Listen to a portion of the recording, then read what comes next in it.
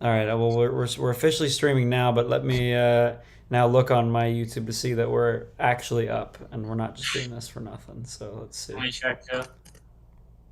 But we should be live. Let's see. It says we're live. All right. Yeah, we're live. Yeah. All right. Hello, everyone. Welcome back to another episode of Double Overtime. Aiden Michaels, James Judah. James, fantastic to have you on once again. We've heard your Thank you. voice a couple times, but we haven't seen your face. So it's great to have your face on the stream. You guys might be wondering, where's Jack Weisberg? Well, he's informed us that he allegedly has food poisoning. Praying Now, for him. I believe him. I mean, I don't want to throw his name out there and say that he doesn't have food poisoning. I think he does. But also, he's not the biggest soccer fan. Maybe he just didn't want to get up early and watch the game.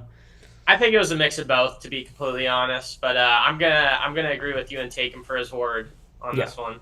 So we wish you the best, Jack. We hope that you're doing okay. But today we're going to talk about the match that just unfolded, the final of the UEFA Conference League, Real Betis and Chelsea, my favorite team, of course. It was Real Betis in the first half that got things started, and then it was Chelsea in the second half. Four straight goals to take home the trophy. Just your general post game thoughts, James. Yeah. Well, the first thing I can think of is that Chelsea has the DNA to be champions. They've shown it in years previous. The same reason that many other American kids like you are Chelsea fans, and I don't know the reason you're a Chelsea fan, but the truth is they're a successful club and they win Champions League titles. Now, for them to win every single major trophy, Europa, Conference League, and obviously their UCL trophies, and previously Cup Winners' Cup before it was UCL, like I had no doubt in my mind they were going to win this tournament from the beginning. I did have doubts in the first half though, and so for them to come back in the second half was special. Yeah, And absolutely. I mean, talk about first half doubts. I mean, Chelsea, they had most of the possession in the first half, but they were outshot. And obviously, uh, as far as speed goes, I think Batiste was absolutely just eating Chelsea up, especially on that right side with Malo Gusto playing right back. He's normally, honestly, one of the better fullbacks in the Prem, in my opinion. He's had a little bit of a rough season, but on his day, he's fantastic. And he looked like an amateur player.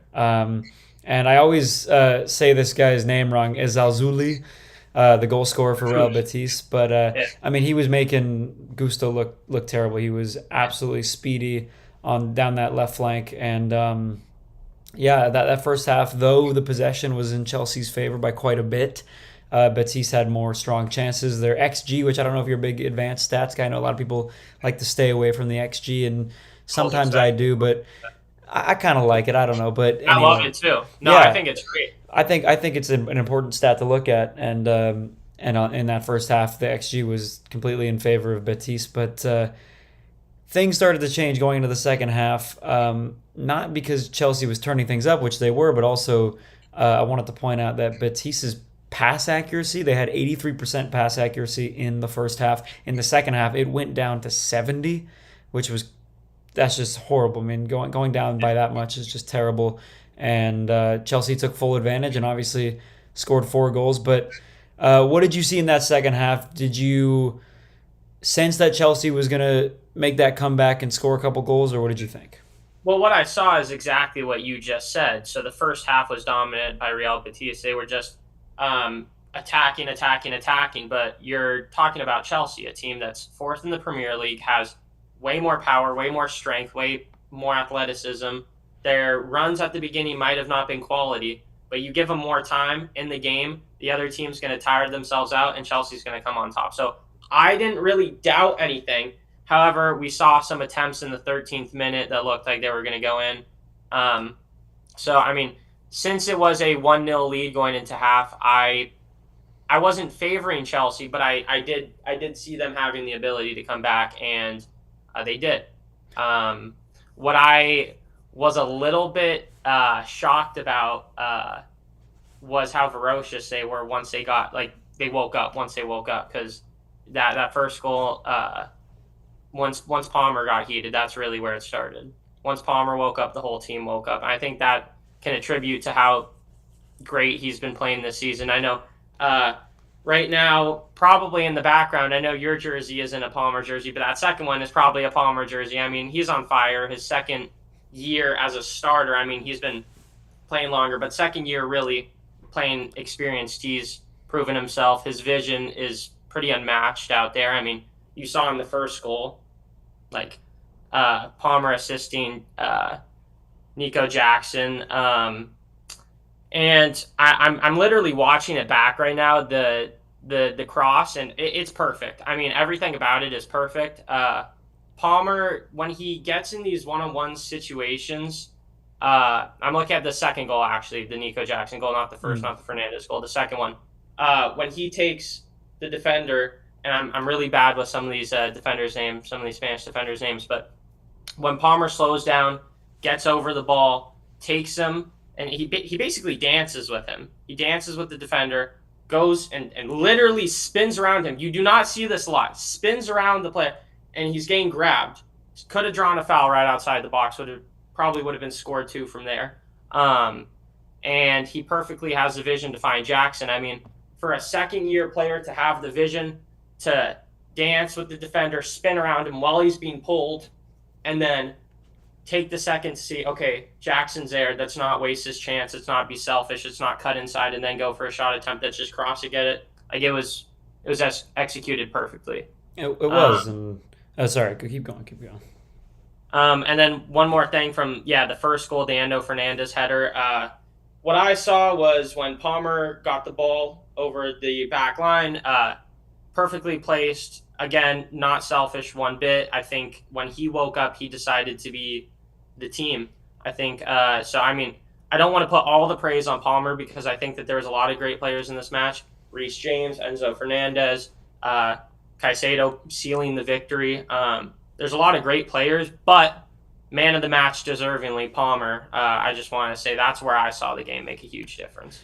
Absolutely. I mean, I've watched pretty much every Chelsea game this season, and Palmer, though he hasn't been as dominant as he was last year, is still probably Chelsea's best player. A lot of people are saying Caicedo, which is totally understandable if someone says that, but um, what I've noticed is when Chelsea has lost games or they've drawn games or they haven't looked to be the best, it's when Palmer isn't playing well. When Palmer is not playing well, the team struggles.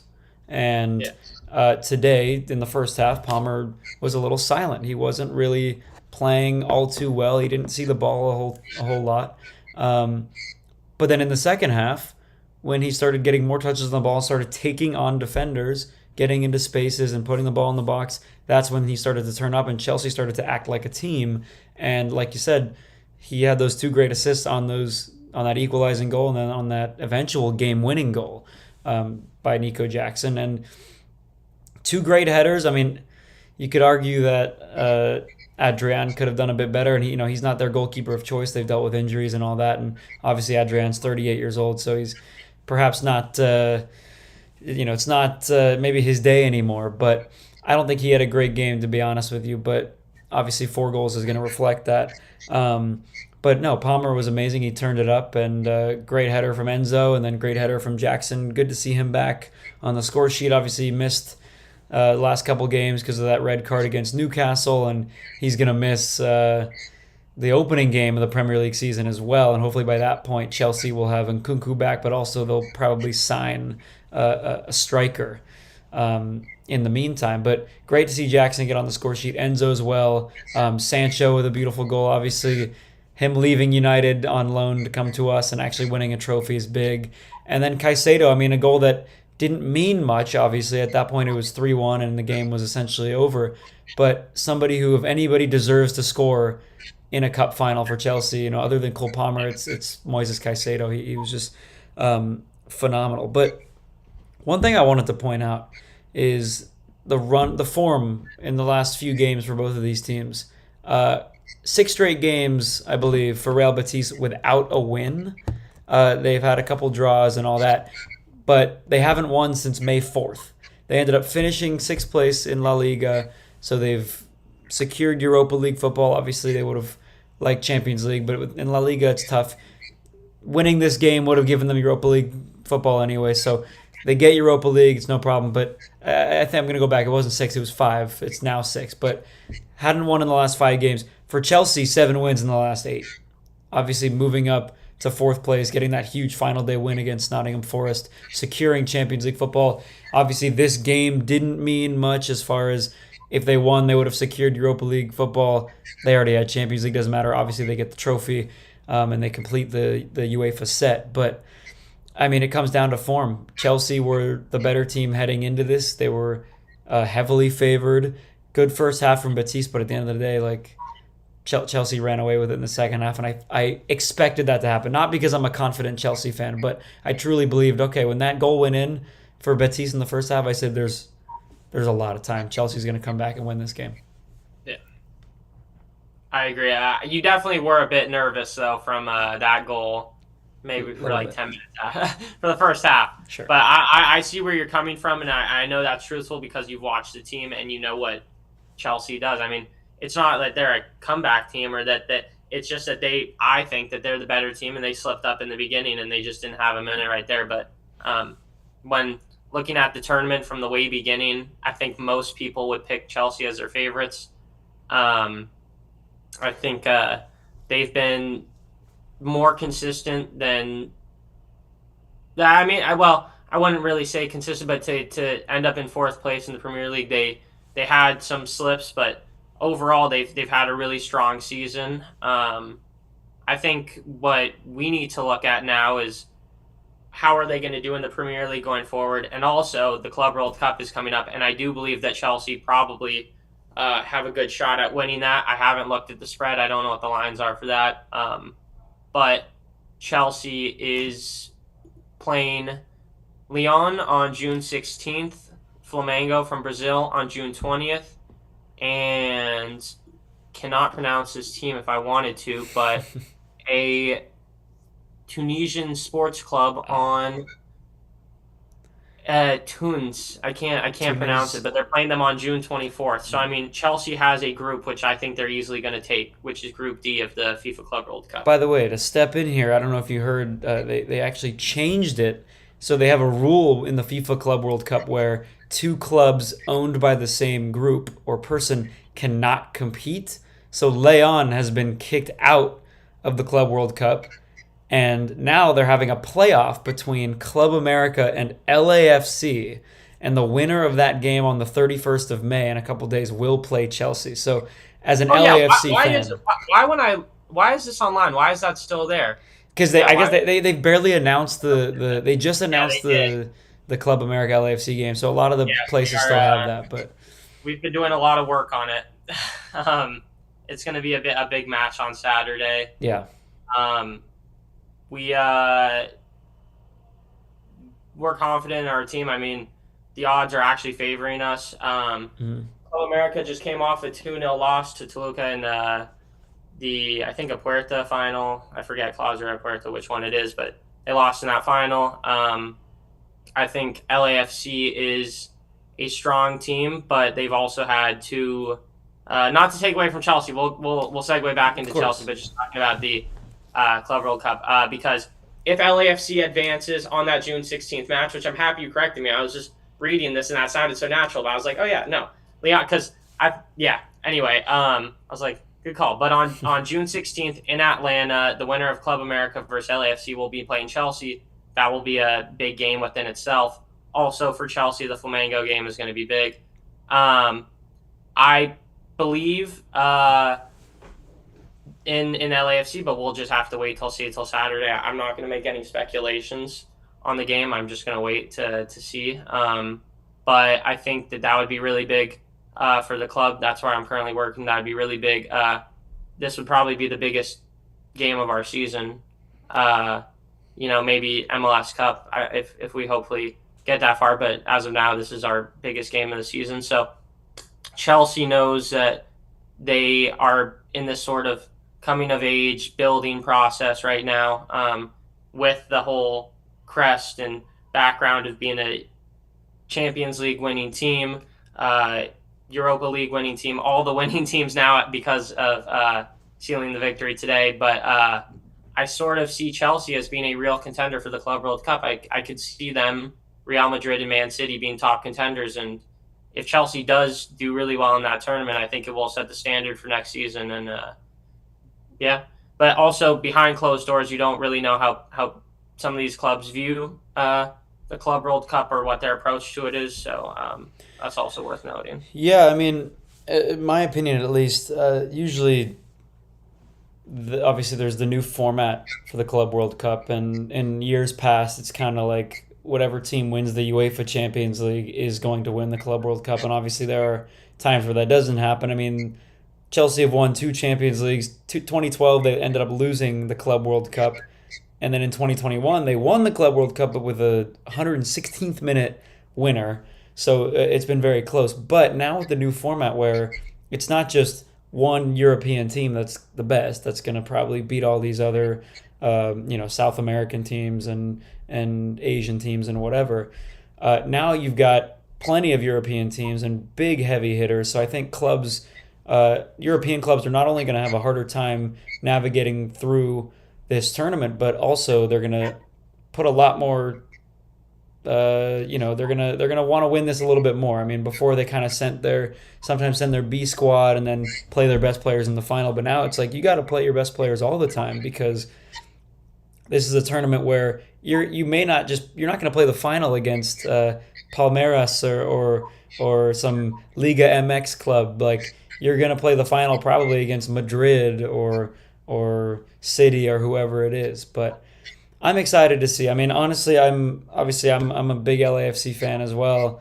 Obviously, us being from LA, but I can't wait for Chelsea LAFC if that happens. And I wish That it would was be at the amazing. bank or at BMO Stadium, but it will obviously it won't be. But obviously, I got to root for Chelsea. But man, like it's one of those where it's like whoever wins, I'm cool. It's Yeah. LAFC and Chelsea, but what a You game guys that'll be. might have a little bit of a better chance, but Yeah, you never know. you never know.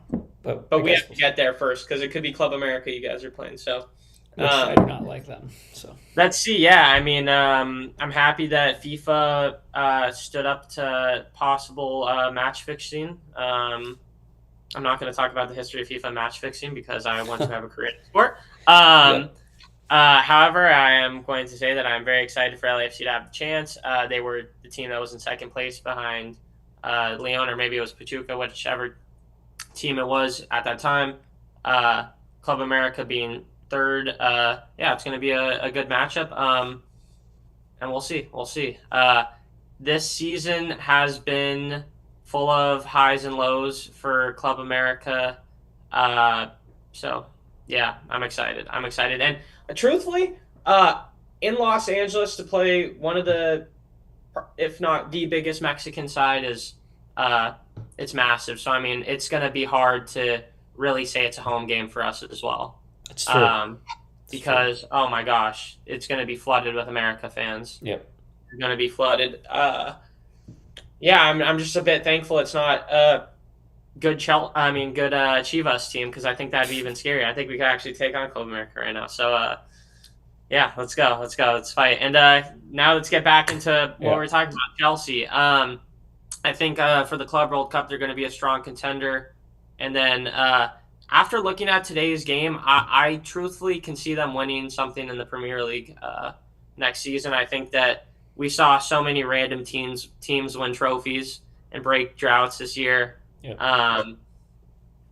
Do I think that they're capable of a Premier League trophy right now? I'm unsure. I mean, Liverpool was so dominant this season. As an Arsenal fan, who occasionally likes watching Chelsea games, I have been really, really wanting to see someone other than Liverpool or Man City win the league. But I think I have to get used to Liverpool winning. Because, yeah, they're strong right now. They're really strong. Mo Salah has just been on fire. I mean, the race between him and Holland wasn't even close for goals. It started off just, yeah. How do you feel as a Chelsea fan going into next season, knowing the expectations now have just been? I mean, I don't know. I think they're going directly into Champions League expectations now. So the expectations have definitely jumped. What are you feeling? It's hard to say because I've trusted in Enzo Maresca. I know he's not the most experienced. Obviously, brought Leicester back to the Prem a couple years ago. But I mean, listen, Chelsea had the youngest average squad in Premier League history. I think the average was something like 24, something like that. I mean, they called Tosin Unk, and he's 27, I think, which is just crazy. So this team is very young, and I know a lot of people were giving Chelsea some talking some shit about them when they were celebrating super hard for qualifying for Champions League. But then you realize you look at all these players in the squad, most of them have never even played a Champions League match. I mean, you've got obviously some of the veterans and like Reece James, for example, but most of these players, most of the starting lineup of Chelsea have not played in the Champions League. So this is such a young team. My expectations were high going into the season, and then I kind of brought myself down to earth and said, okay, hold on, they need to sort of mature a little bit and learn how to play with each other. And obviously, winning this competition helped a lot. And I think you touched on it earlier, but in my opinion, if Chelsea didn't win the Conference League, it'd be a disappointment. When they qualified for the Conference League, I said you have to win this tournament, or it's a disappointment. For some clubs, some smaller clubs, it's a little bit more of a big win for them. For Chelsea, it's like you have to win this, or it's a disappointment. As far as going into next season, I have high hopes. Now, do I think Chelsea can win the league? Realistically, at this point, no. I mean, things can change, and obviously, you never know what can happen at all. I mean, we've seen But we in can have this conversation right now, which is a big indicator. it's true. Because if like you just said, if Chelsea did lose, I mean, this one, I don't even know if we'd have this podcast. But secondly, I think that this really showed their season. I think from the beginning, knowing like if they didn't win the Conference League, like it sort of would have been a waste. Yeah. Oh, absolutely. That's how I look at it. I'm not even a Chelsea fan. I know I'm being really critical, but that's true when you're talking about a team that has Champions League expectations. Conference League should not be what they fear. You should go in that fearless. I mean, that's what I see. No, absolutely. I mean, this is one. Yeah, if even if Chelsea at this point got to the final and then Betis ended up winning, it's like it's a complete disappointment. You have to win this tournament. But no, listen, I think Chelsea certainly their aim for next year, and like I said, things can change, but the aim certainly is to make top four again in the Prem. But I do think that realistically they can win a trophy. They can make it to the League Cup final again. They can make it to the FA Cup final. I mean, they've been in these finals. Obviously, this year, like you said, it was kind of a strange year. You got Newcastle winning the League Cup and Yeah. Crystal Palace winning the FA Cup, and good on them. So And happy about Palace. I'm happy as well. I mean, And I've got after some. the tunes too, you know. Yeah, no, for sure. I mean, it's fantastic. But this I'm not knocking Newcastle at all, and I'm certainly not knocking Crystal Palace, but it Yeah, but shows. for them to go for two in a row, Well, it shows that any team can win this tournament. I mean, it Palace, does. It they were in does. the final a few years ago in the FA Cup final, or maybe it was the League Cup final. But any team can win this tournament, we know, and I think Chelsea certainly needs to win the League Cup or the FA Cup. Obviously, they've had a really bad run in cup finals in the last couple of years, losing to Liverpool in the League Cup, losing in the FA Cup as well, losing to Leicester City in the FA Cup a couple of years ago. I mean, they need to get back on top, and this trophy is obviously big. And you mentioned it earlier, them winning all these UEFA tournaments, the first team to ever win all of the major UEFA tournaments. Some might say that doesn't matter because this is a tin pot trophy, and fair enough because it is the third division of UEFA trophies. But it's a big confidence booster for some of these young guys that have never gotten their hands on a trophy, especially for these young guys who have grown up in Chelsea's academy and have come up now and have won this trophy. But yeah, as far as next year goes, I don't need them to win the Prem, but you got to at least make a League Cup final or a FA Cup final, and I need them in the final. And then make a Champions League quarterfinal. Why not? Yeah, go ahead. There you go. I mean, look, I couldn't agree with you more. I mean, a lot of people would be like, it doesn't matter, whatever. But it does show the developmental side of this club, which has been happening under new ownership. I believe this is their first trophy under Bully. Yeah. So for Chelsea to secure this and for everyone to say, oh, Chelsea now have sealed the first team to win it all. Like, yeah, of course, like if you're a Madrid fan or City fan, you're like, oh, who cares, you know? Right. But if you love the sport, you care about the sport, you watch the sport, you would know how big of an accomplishment that is. Yeah, of course, some teams might make Champions League almost every season, or be, like Madrid might not, always fall down to that. But the difference is that qualifying for a spot in the Premier League is way more difficult than any other league, obviously. And then on top of that, Chelsea is a very young team. So, I mean, it just shows that they are a three-dimensional club. Let's hope that they keep climbing to the point where they used to be. Yeah. Because it would be really exciting to see good football for West London. But I mean, we saw some highlights of what an older Chelsea squad used to look like today. I think I saw in Enzo Fernandez a little bit of well, I don't know if I want to talk about old players, but I did see some similarities to him in some older Chelsea squads that won Champions Leagues. I saw Nicholas Jackson play amazing. I saw Cole Palmer, as we talked about for a while, playing amazing. But as this team develops, we could totally see a transition into a Champions League winning team. But next season, that's not. It's the focus, but that's a far journey. But I could see in the next couple of seasons as they develop, becoming a really scary squad.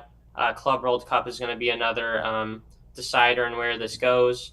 And, I hope the Blues have a day today.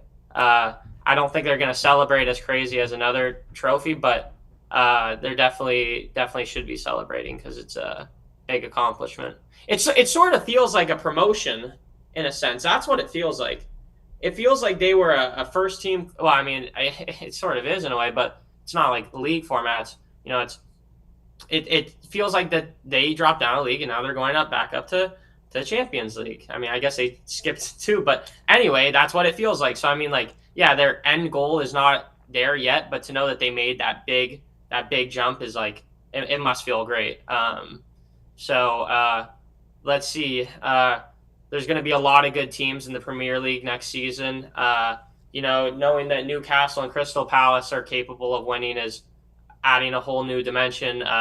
We're going to see where new strikers are going to go. United might land someone big. Arsenal might land someone big. Chelsea is going to be obviously targeting some forwards as well. We'll see what happens in the transfer window, and that's going to be, I think, a real big decider for where Chelsea goes going forward.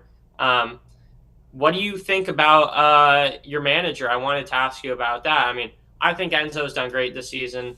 I just wanted to ask you. I can't really pronounce his full name, but yeah, wanted to ask you. I think I was disappointed when Chelsea got rid of Pochettino, and obviously he ended up coming to the U.S., which is always nice. But USA. exactly. So yeah, when Chelsea appointed Enzo Maresca, I thought, okay, well, he doesn't have that much experience being a head coach. He was the head coach of, as I said earlier, Leicester City, helped them get promoted. Obviously, he spent some time under Pep Guardiola at City, which is, obviously that's the guy you want to spend time under. Same thing with Mikel Arteta. I did the same thing at City under Pep. But, Bowley came out and said, listen, like, we want somebody, we're building this new thing here at Chelsea, and we want Enzo Maresca to be the guy that leads this team. And everybody was like, okay, we'll give him a chance.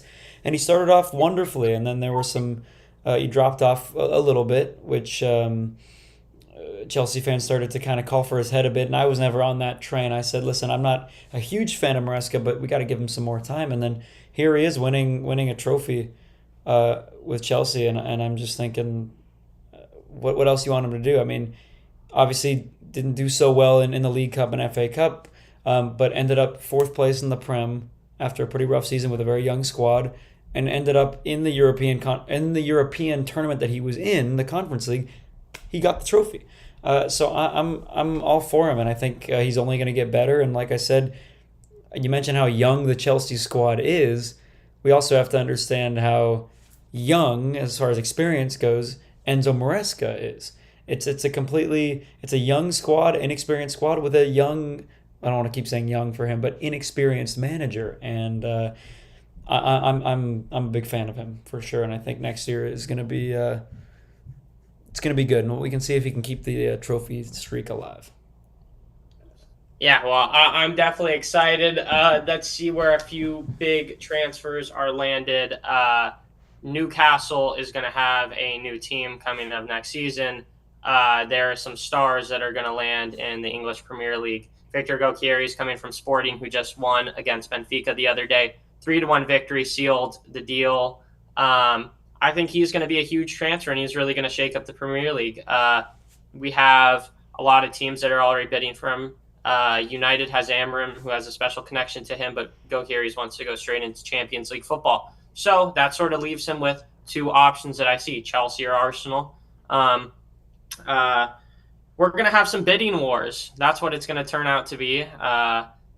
I think that Chelsea, if they can find the right man, that they're going to be a unstoppable force, and I think the same goes for Arsenal. I really see whoever gets a strong striker is going to take over a league. I mean, you need people to match the strength of someone like Salah or Holland nowadays, which is a big task to do. Mm-hmm. Let's see. Across all competitions, I think we're at a really good point. I feel like we're right before, the Champions League final, which I know you're super excited for this coming Saturday. We're at a good bookmark right now, per se. Yeah. Chelsea just won. We can see sort of what's going to happen for their future. We have a little bit of a better picture. Club World Cup coming up, Champions League final.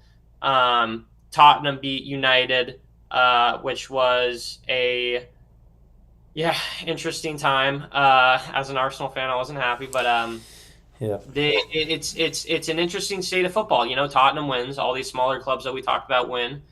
And now we have a Champions League final where a team who has never won has the potential to win.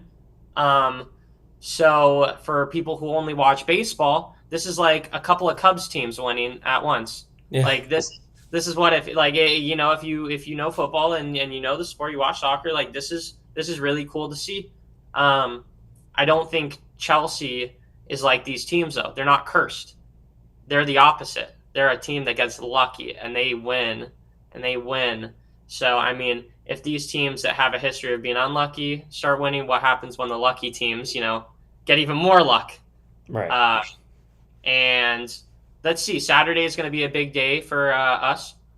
We get to watch a wonderful LAFC match, which I hope people turn into. No one watched the Galaxy game. They're playing San Jose.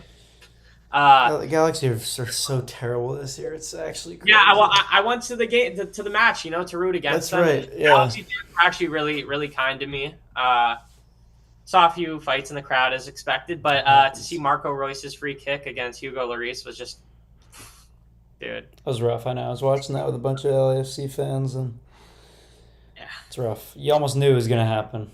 Oh yeah, no, I got my phone out just in time because I was like, yeah. Yeah. I mean, if he misses, he misses. If he makes it, which he probably will, yeah. But then Champions League on Saturday, then we get a better picture for the Club World Cup, and then so thankfully, the ball is rolling for a long time now, where we're not having a lot of breaks. Yeah. We also have stuff that's cool to see, like the Gold Cup, where Pulisic was just left off the squad. So there's a lot of conversations to be had in the footballing world, and I'm excited. I'm dedicated to one team right now, and that's LAFC.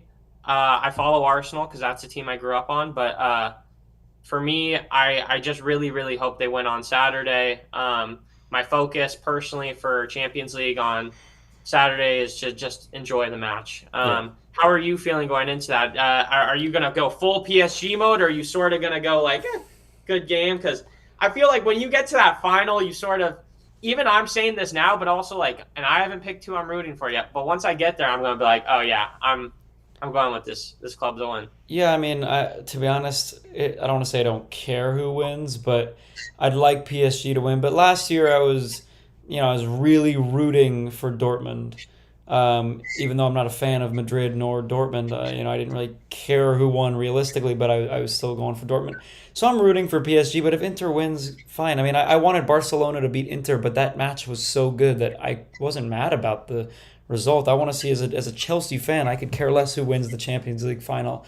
I just want to see a good football match. I don't want to see, what we saw for, I think it was 3 or 4 straight Champions League finals, including Chelsea's Champions League final win, where it was 1-0. And I just, it's such a boring thing. I mean, for a Chelsea fan, that 1-0 game was great for me, but for the neutral fan, it was very boring.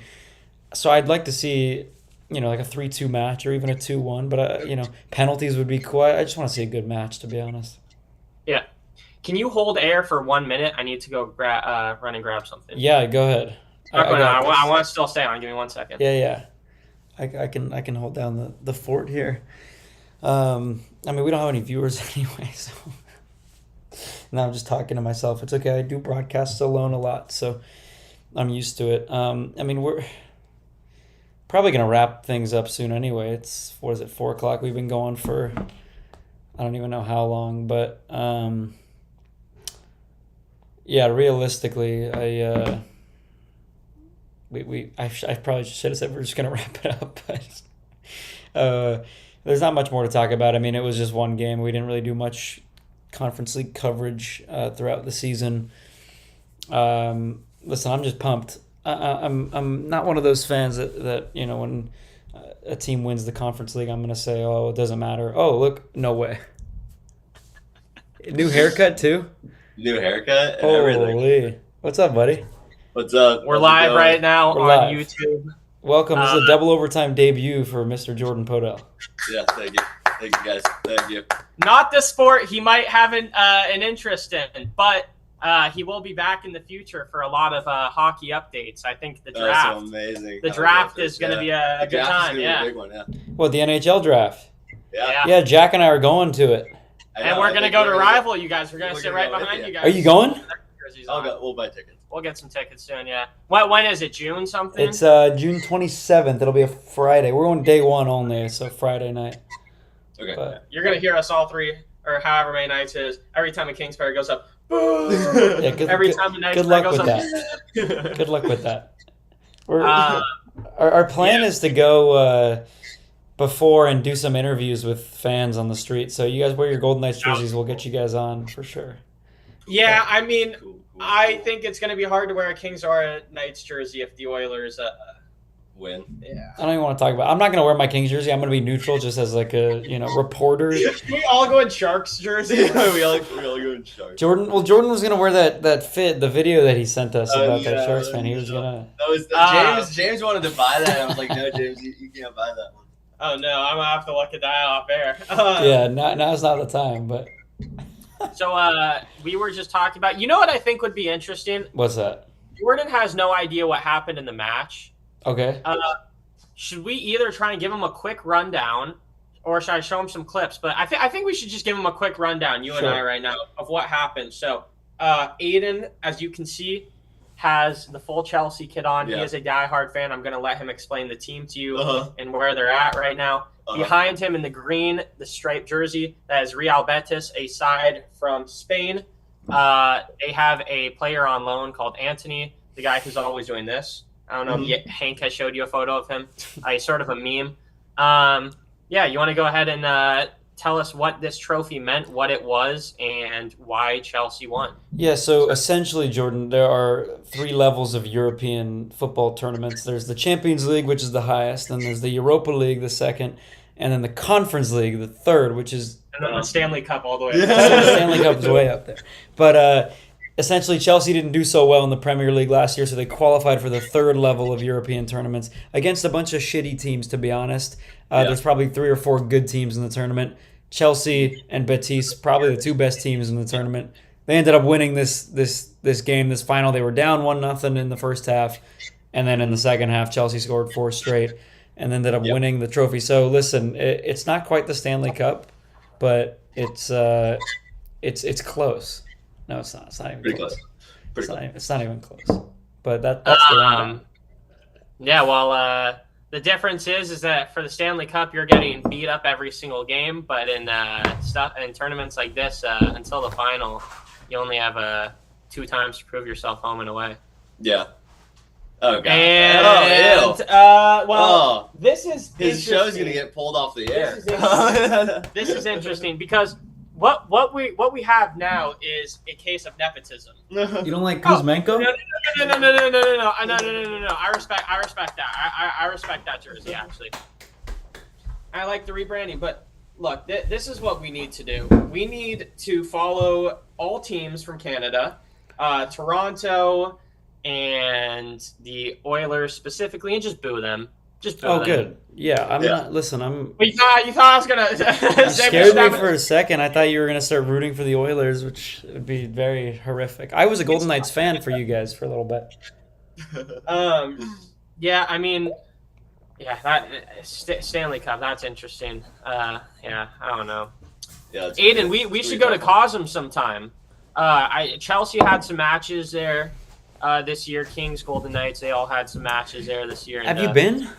Yeah, I have. I mean, to be honest, I don't know how it works, but it seems like you're watching the game from like the corner, and like that seems like it sucks. Yes, but I haven't been to a football match. I've been to I went to basketball. I went to Nuggets OKC. Okay. And that like I'll pull it up. I mean, basketball is probably the best. Basketball, I think, is the best. Okay, fair enough.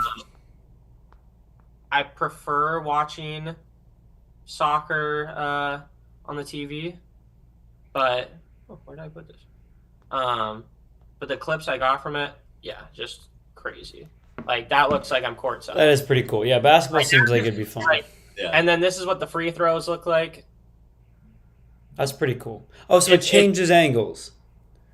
Sorry? It changes angles. You're not Oh, watching. it does change angles, yeah. Okay, because football seems tough because I saw people like just on one end of the field, and it's like, how do you even watch that? Yeah, that's cool. Yeah, basketball is definitely way better. Basketball, I would do basketball. Yeah, so we've had a lot of soccer talk today. Yeah. Sort of not enough. Aidan is pretty happy right now. I can tell. Like I think he's feeling this Chelsea victory. But I'm humble.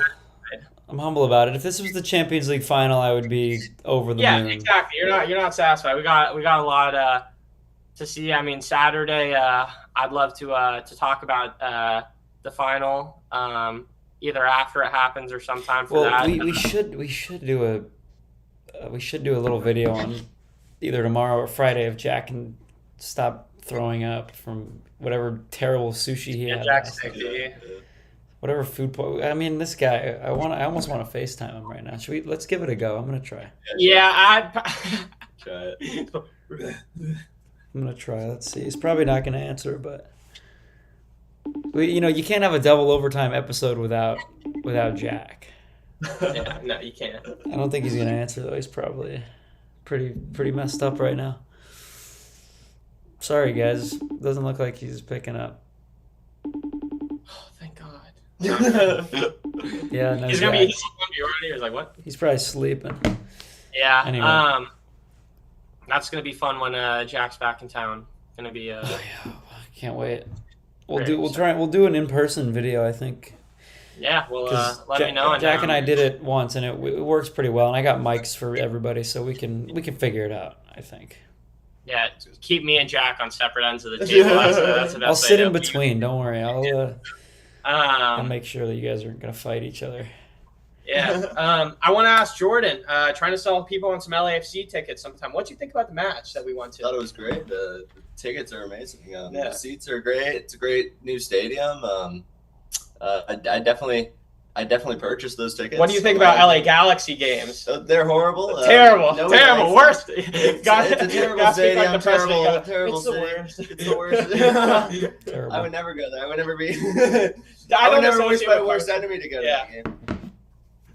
Say that one more time. You just cut out. Wouldn't wish it upon his worst enemy. Oh no, absolutely not. I'm my worst enemy. Absolutely not. I hate the Galaxy. They're not even LA. When you go to purgatory, they subject you to Carson, Yeah. to Galaxy Welcome games. to Carson, California. Nothing against the city, more just the team. I call him Carson. Yeah, it's Carson. Anyway, that's what I love about being on this podcast. We can talk about so many things all at once, but it all has so much relevance in our life, for better or for worse. Sports is on a rise right now. I watched 2 games today, which is crazy to say that I did that. I watched Dodgers and Chelsea today, which is so random. But the connection is they're owned by the same people. Yep. And so when you look at sports from that perspective and you think, wow, the 2 teams I watched today, subsequently, when I would have watched this game either way, are now owned by the American owner, Todd Boehly, it starts getting in my mind. And I'm like, wow, that's interesting. Like, what's going on here? So with that being said, LA Kings and LA Galaxy are owned by the same people. That's also why we wanted to rip on that. by the way, I'm a big hater of I guess I don't want to say the name, but I'm a big hater of the owner of the Kings, and he doesn't care about hockey. He doesn't care about the Kings. We want an owner that actually cares about the team. So my message is to sell the team. Sell the team. Do you know someone that cares about the team? I do know a great owner that really cares about all their teams, actually. Oh, and Bournemouth, I think they care about. Bournemouth. Nighthawks, they care about. Nighthawks. Yeah, the Nighthawks. What is that, lacrosse? That's actually indoor football. Oh, yeah, indoor football. So riveting. Yeah, indoor football is so fun. Mr. Bill Foley. Mr. Bill the Foley. owner of the Vegas Golden Knights, AFC Bournemouth, and the Nighthawks. Yeah, how's Bournemouth doing? He surely cares about Bournemouth. They haven't done shit. Well, Bournemouth have actually been doing consistently better than years previous. They have a you're right, consistently mid. Well, you can call it mid, or you can say that they're one of the best teams in football. Todd Boehly's better. He's a World Series champion. Premier League. They are owned by Michael B. Jordan. Sinners just came out. Great movie. They're a pretty mid Premier League team. However, they could see some success next year. You never know. Foley doesn't care about Bournemouth. He just bought a mid soccer team so he could tell everybody that he's the owner of a soccer team and he can make some more money. He doesn't care about Bournemouth. I would do it too. I would do it too.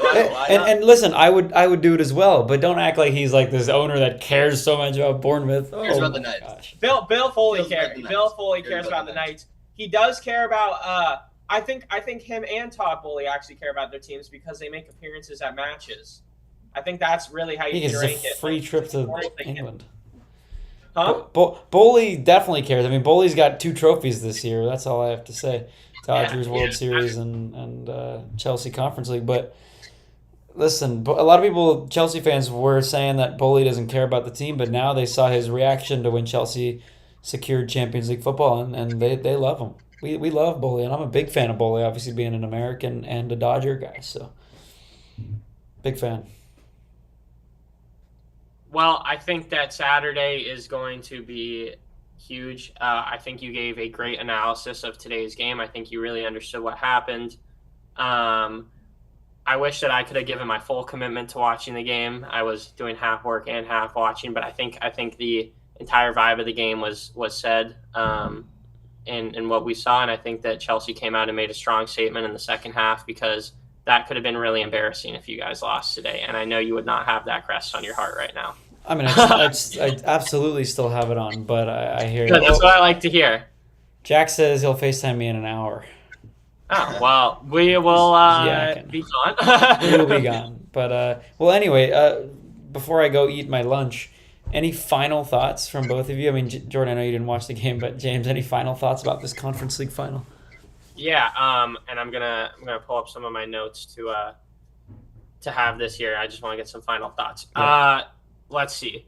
Cole Palmer, young player, second season as a starter, really strong, high expectations for him next year. The way that he moved with the ball was phenomenal. Some of the cuts he made, I mean, we know who he is as a player. I don't need to go through the whole thing.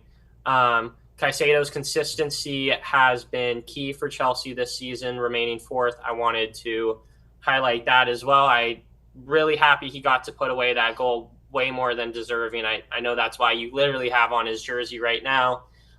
We talked a little bit about expected goals and that being the metric. Some people don't find it valuable, some people do, but I think that the value in it lies with how many quality chances are being created. So I do want to go back and look at expected goals because in the first half it would have had a ginormous shift going into the second half. So I think strong game by Chelsea and not a terrible game by Real Betis. I think that they just simply aren't as athletics.